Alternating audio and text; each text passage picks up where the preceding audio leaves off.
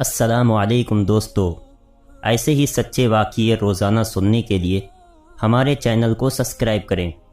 حضرت عبداللہ بن زید رضی اللہ عنہ نے ساری زندگی شادی نہیں کی، جوانی گزر گئی اور بڑھاپا آ گیا۔ ایک دن بیٹھے حدیث کی ایک کتاب پڑھ رہے تھے تو اس میں پڑھا کہ حضور صلی اللہ علیہ وسلم نے فرمایا ہے کہ جنت میں کوئی بھی اکیلا داخل نہیں ہوگا بلکہ اپنی بیوی کے ساتھ داخل ہوگا، اور جس نے کسی وجہ سے دنیا میں نکاح نہیں کیا تو اس کا نکاح دنیا ہی کی کسی کنواری لڑکی کے ساتھ کر دیا جائے گا، اور پھر وہ دونوں میاں بیوی بن کر جنت میں داخل ہوں گے۔ جب یہ حدیث پڑھی تو دل میں خیال آیا کہ دنیا میں تو میں نے نکاح نہیں کیا ہے، لیکن جنت میں میرا نکاح کر دیا جائے گا، تو پھر آخر وہاں میری بیوی کون ہوگی؟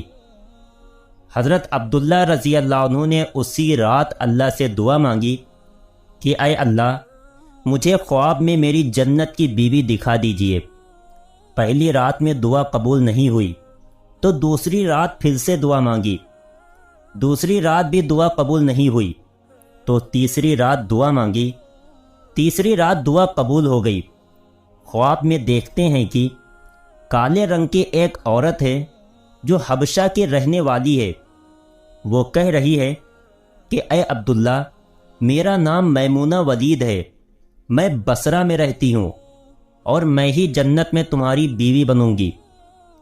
حضرت عبداللہ کی جب آنکھ کھلی تو تہجد کا وقت ہو رہا تھا۔ اٹھیں اور وضو کر کے تہجد کی نماز پڑھی، اور پھر تھوڑی دیر کے بعد فجر کی نماز پڑھ کر اپنا اونٹ لیا اور بصرہ کی طرف چل دیے۔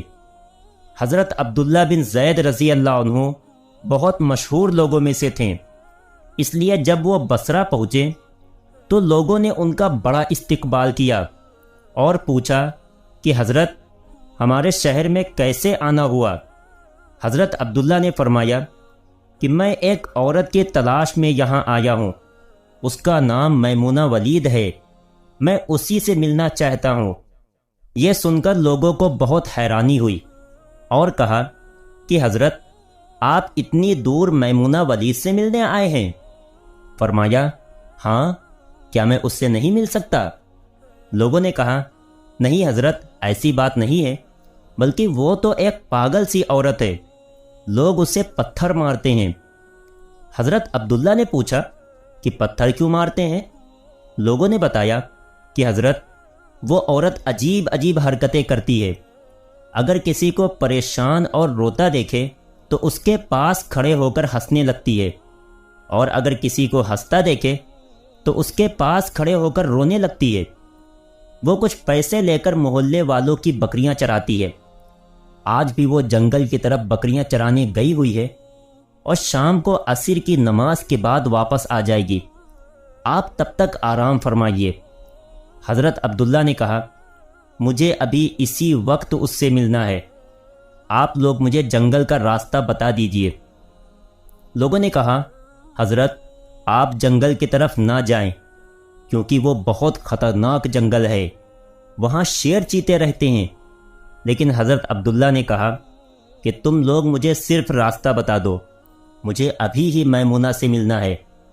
راستہ معلوم کر کے حضرت عبداللہ جنگل کی طرف چل دیے۔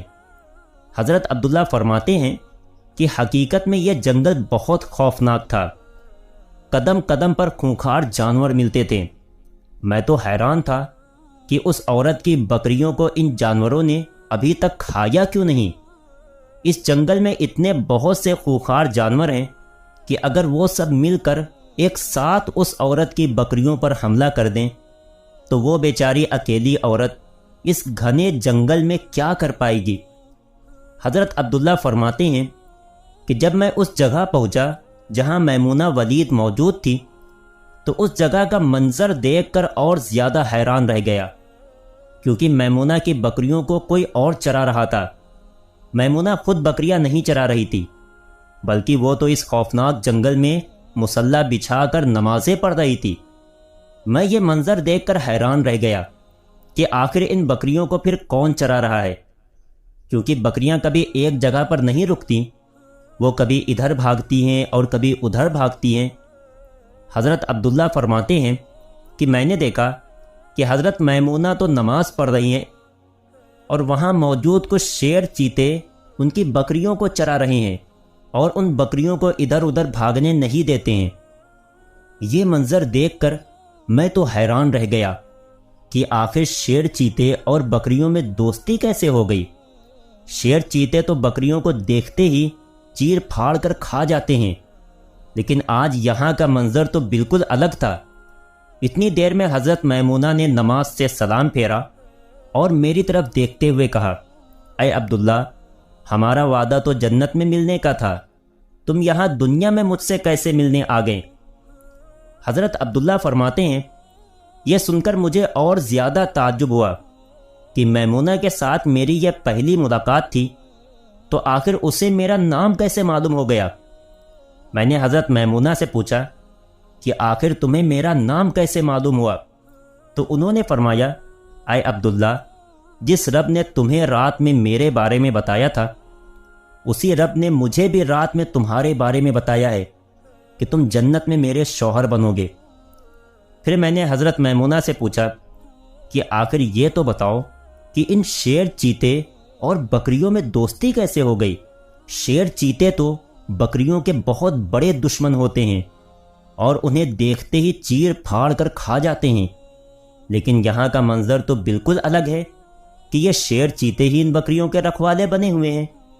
حضرت میمونہ نے فرمایا، اے عبداللہ، جب سے میں نے اپنے اللہ سے دوستی بنا لی ہے، تب سے ان شیر چیتوں نے بھی میری بکریوں سے دوستی بنا لی ہے، اور اب یہ میری بکریوں کو کوئی نقصان نہیں پہنچاتے ہیں۔